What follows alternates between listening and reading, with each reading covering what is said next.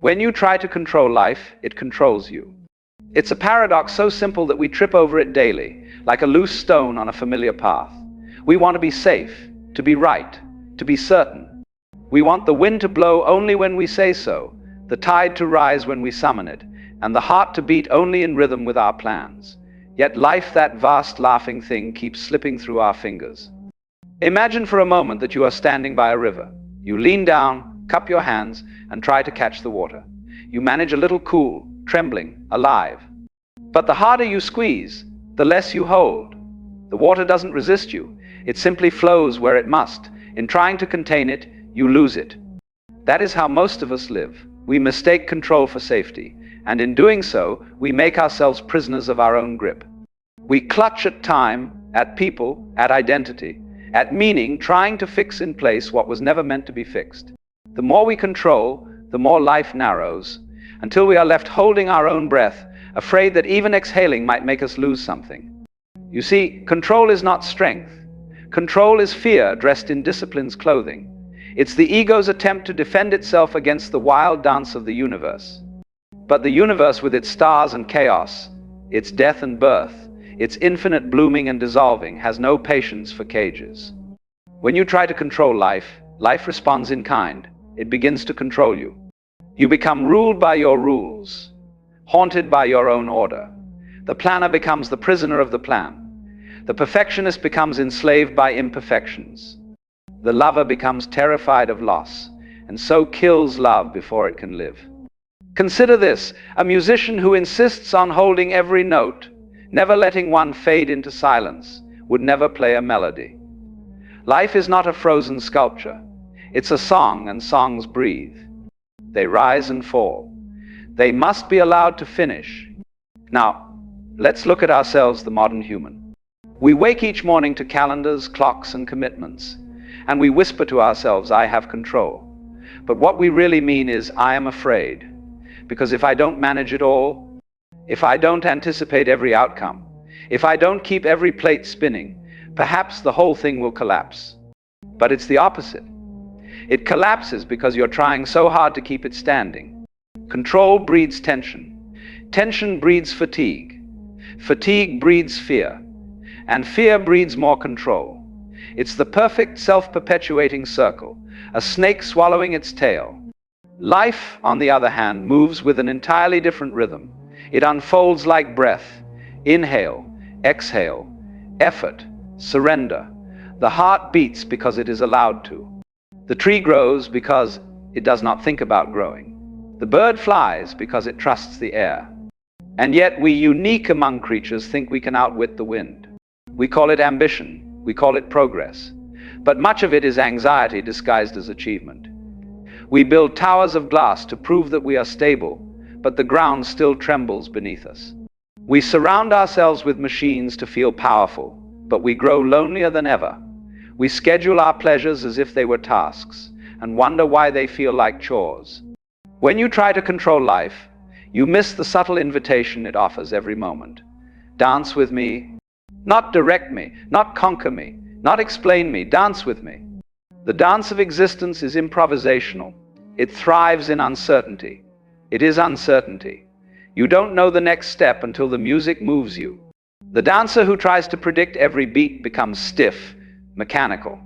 But the one who trusts the rhythm, who allows the motion to move through them, becomes the dance itself. You see, when you try to control life, you separate yourself from it. You set yourself apart as an observer, a manipulator, a judge.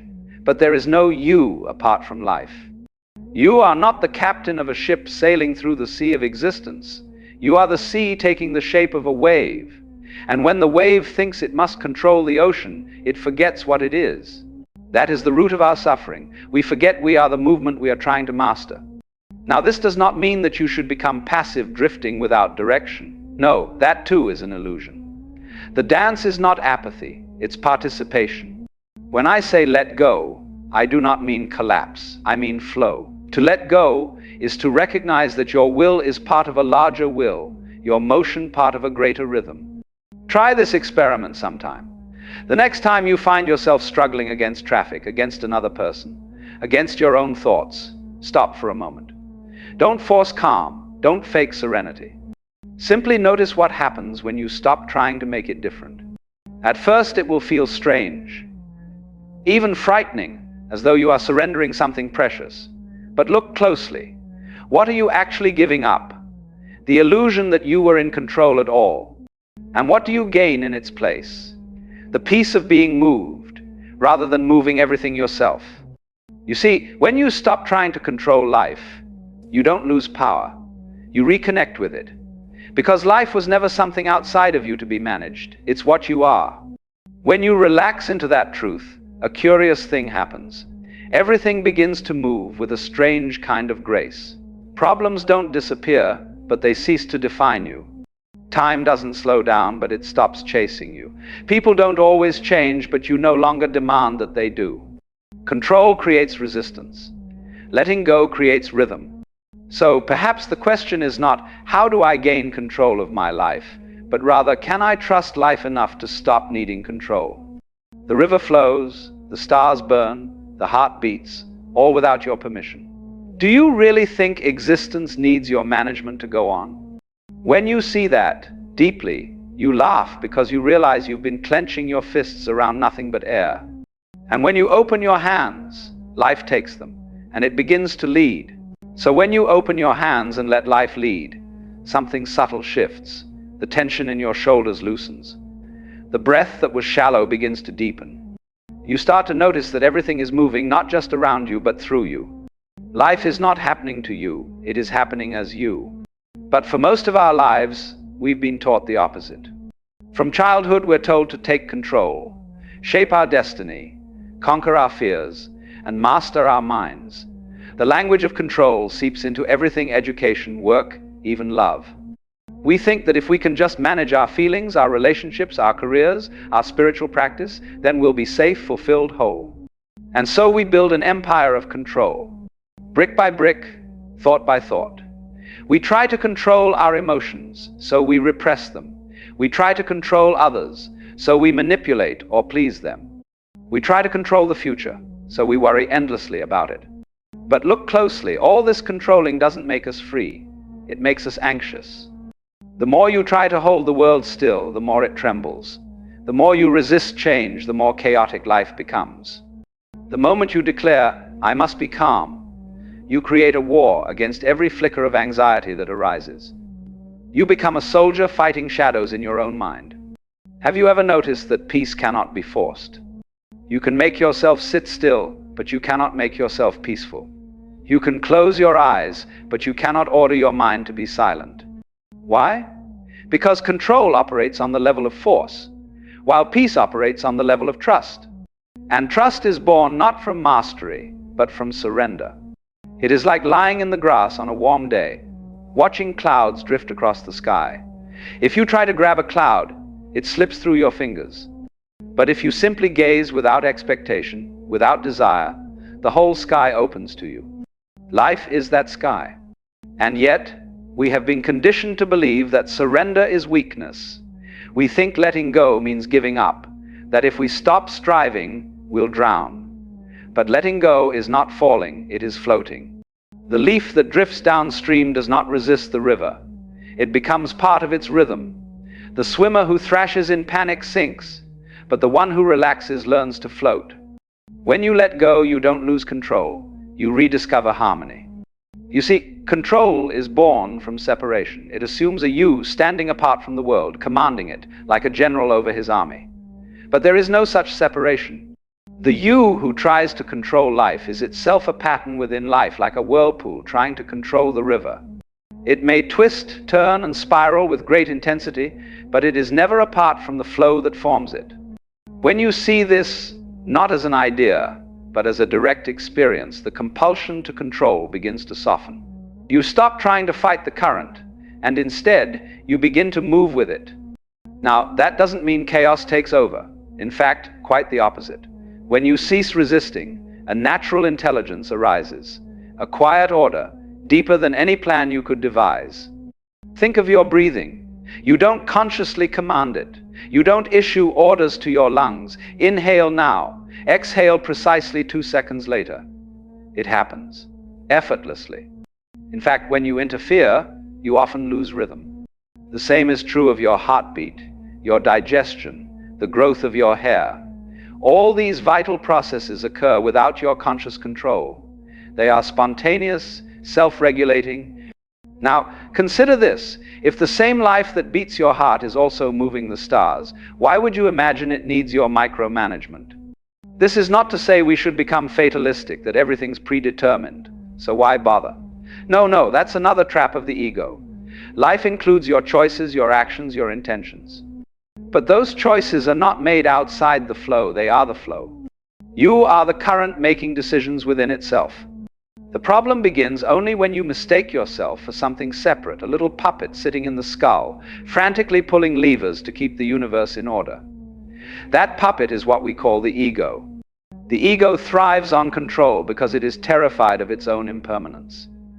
It believes that if it stops steering, it will disappear. But the irony is that its very effort to survive is what keeps it restless. You can see this in your own mind. Sit quietly for a few minutes and notice how thought after thought rushes in, each one trying to solve, fix, predict, plan. The mind is addicted to doing something, anything, to avoid the silence underneath. Because in silence, the illusion of control dissolves. But if you can stay with that silence, if you can let go into it, you discover something extraordinary. The silence is not empty. It's alive. It's vibrant. It's the same pulse that moves the waves and the wind. That is the life that lives you. Now, perhaps you say, but if I let go, won't everything fall apart? Won't I make mistakes? Won't I lose what matters? Of course. You will lose things. You will make mistakes. And everything will fall apart eventually. That's the point. To be alive is to be in flux. Every structure, every plan, every success, every relationship, every breath is temporary. To resist that is to resist life itself. You see, death and change are not interruptions of life. They are the conditions of life. Without the falling leaves, there would be no forest floor to nourish the next season. Without endings, there could be no beginnings. So when you try to control life to keep it from changing, you are trying to prevent it from living. But when you let go, when you say yes to the great rhythm of rise and fall, gain and loss, birth and death, you begin to feel something astonishing. You begin to feel free. Freedom is not the ability to make life obey your will. Freedom is the realization that you and life are not two. That realization does not come through thought. It comes through trust, through allowing, through the willingness to dance, not to lead the music, but to let it move through you. And that's the real art, isn't it? To live without clinging, to love without possessing, to act without demanding, to move without resisting. Then, everything, even difficulty, becomes part of the dance. The pain, the loss, the uncertainty, they cease to be enemies. They become movements of the same rhythm, shadows in the same light. When you no longer fight the dark, the stars appear. When you stop fighting the dark, the stars appear. That is how it's always been. The night is not the enemy of the day. It is its completion. You cannot have light without shadow, nor joy without sorrow, nor control without surrender. They define one another. They dance together like inhalation and exhalation, two halves of the same breath. Yet the human mind, poor thing, wants only the inhale. It wants to hold the breath forever. It wants to grasp life's bright half and push away the dark. But have you ever tried to hold your breath and live? It is the exhale that saves you. You see, to live fully is to die continuously, to die to each moment as it passes, to release every wave as it collapses. Only then can the next arise. When you stop trying to preserve the moment, it blossoms. When you stop trying to control the dance, you become the rhythm itself. The river does not resist the rock in its path. It moves around it, polishing it smooth. The tree does not control the seasons. It sheds and blooms in rhythm with the unseen. The ocean does not cling to its waves. It lets them fall back into itself. Why then do we imagine we are different? We are not separate from this vast process. You are not a spectator sitting outside existence, pressing buttons and pulling strings. You are the strings. You are the button being pressed. You are the whole show, momentarily pretending to be the audience. And the more you try to control this show to dictate who enters, who exits, What scene comes next, the more you forget that you are also the playwright. The self that thinks it must control life is like a dream character trying to direct the dream. It doesn't realize that it is the dream. So when you let go of control, you don't become powerless. You awaken. You begin to see that everything, even your desire to control, is part of life's movement. The thought, "I must let go," is itself just another ripple on the surface of the sea. You don't have to fight it. You simply see it, and in seeing, it loses its grip. Surrender is not something you do. It's what happens when you stop doing. It's like lying on your back in the ocean. If you thrash and panic, the water seems to pull you down. But when you trust it, when you allow it to hold you, you discover that the ocean was never trying to drown you. It was holding you all along. Life, too, is that ocean. It doesn't need your control. It needs your trust. And trust, deep, effortless trust, is the purest form of intelligence. It is not blind faith. It is direct recognition. You see that the same power that makes the sun rise, that spins the galaxies, that turns the seasons, is the same power that beats your heart and moves your thoughts. You are already being lived. The birds do not rehearse their flight paths. The stars do not plan their glow. The earth does not ask how to orbit the sun. And yet everything happens with breathtaking precision. So tell me, do you truly believe you need to micromanage the universe? Once you see the absurdity of control, a strange kind of laughter arises.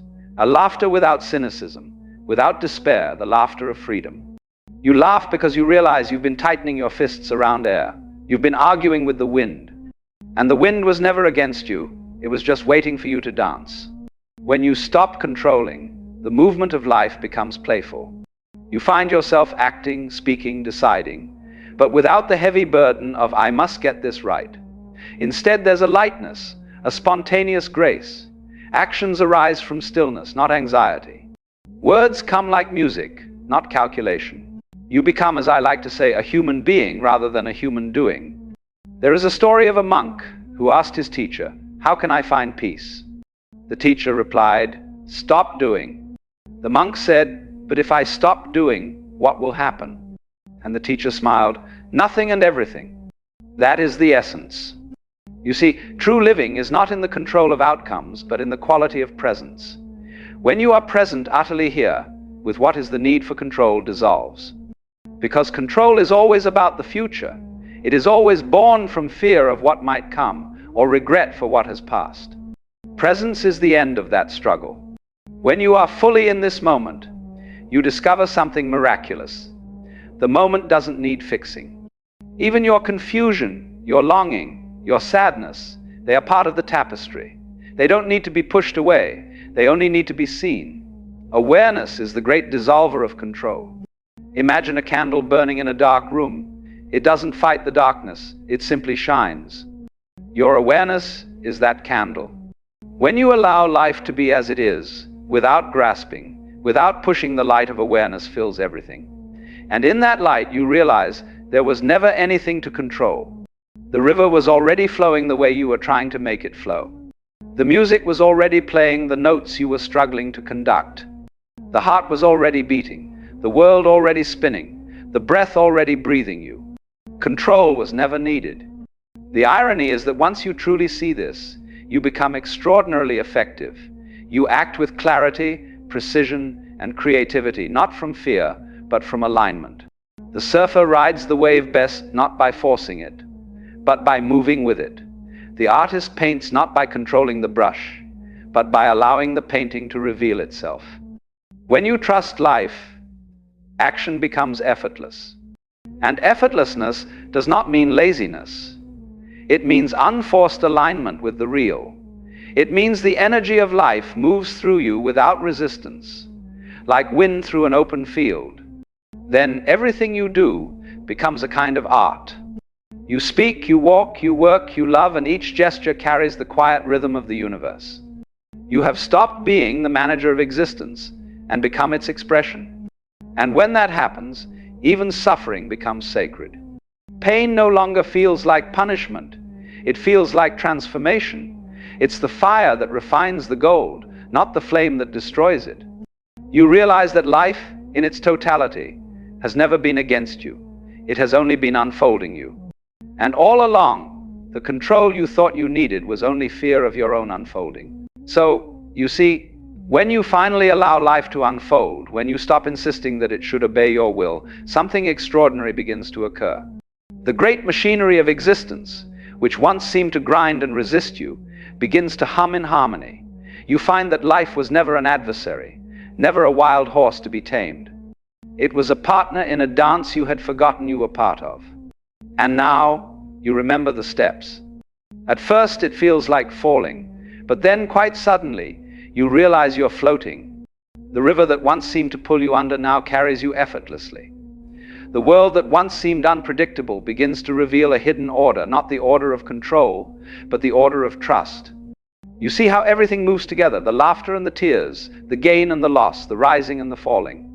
You begin to sense that all of it, every heartbreak, every confusion, every joy, is the same current wearing different faces. And in that realization, the heart becomes still. Not frozen, not numb, still, like a lake that perfectly reflects the moon. It is in this stillness that true freedom flowers. Because you finally understand, freedom is not the ability to make life what you want it to be. Freedom is the deep, silent knowing that you and life were never two things to begin with. The attempt to control is the attempt to separate. And the moment you separate, fear arises, fear of loss, fear of failure, fear of death. But when you see that you are the very movement you are trying to control, the fear dissolves. The drop need not fear the ocean when it realizes it is the ocean. To try to control life is to mistake yourself for the drop. To let go is to awaken as the sea. Now, of course, people will ask, but if I don't control anything, won't I just drift endlessly doing nothing? But that question reveals the misunderstanding. The one who is drifting is the one who believes control was ever real. The one who is awake discovers that life acts through them. Decisions still happen, actions still unfold, but they arise naturally, effortlessly, like the blooming of a flower, like the tide meeting the shore. Effort remains, but strain disappears. Intention remains, but obsession dissolves. You move, but you are not moved by fear. You plan, but you are not enslaved by the plan.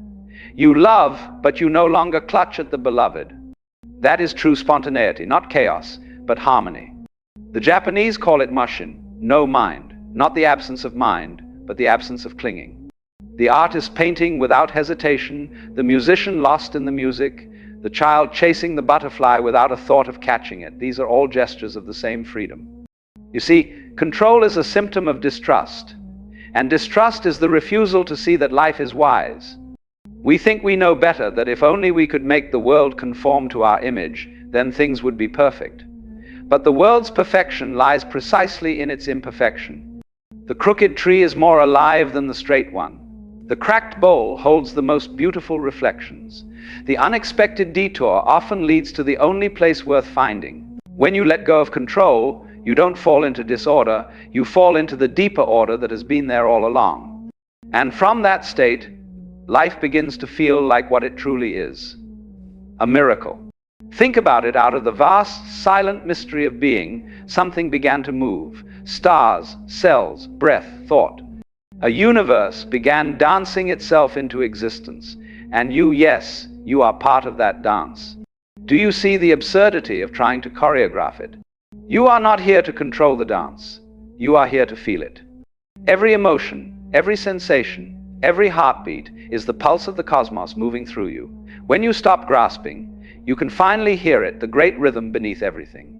It's like standing on the shore and listening to the waves. They rise, they fall. Some crash loudly, some whisper softly. But no matter what they do, you never doubt that the ocean will continue. You don't need to hold the sea together. It holds itself. And so it is with you. The mind wants to say, yes, but how do I stay in this state?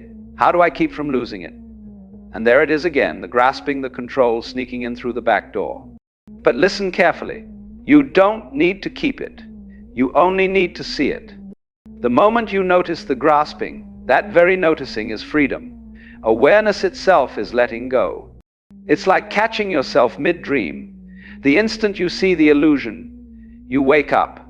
You don't have to push the dream away. It dissolves in the light of awareness. Life is the same. The only thing that ever bound you was the belief that you were bound. The only thing that ever controlled you was your attempt to control. And when that illusion falls, even for a moment, the world opens like a flower at dawn. You realize that you've never truly been separate, not from the sky, not from the earth, not from one another. The breath that leaves your body becomes the air another breathes. The water you drink once flowed through 1,000 rivers. The thoughts you think are woven from the same language of stars and soil. So, who really is there to control what?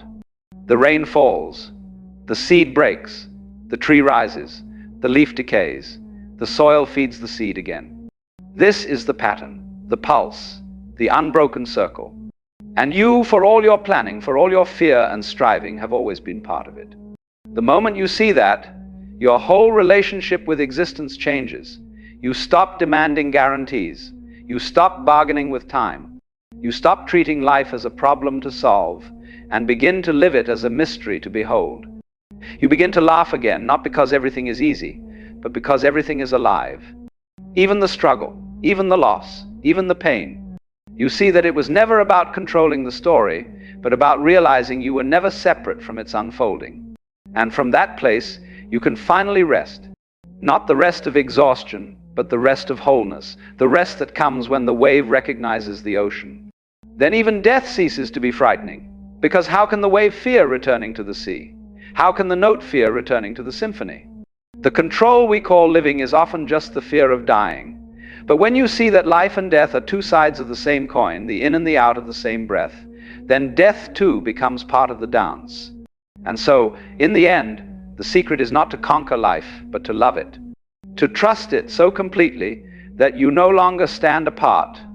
To let it flow through you, the joy and the sorrow, the rise and the fall.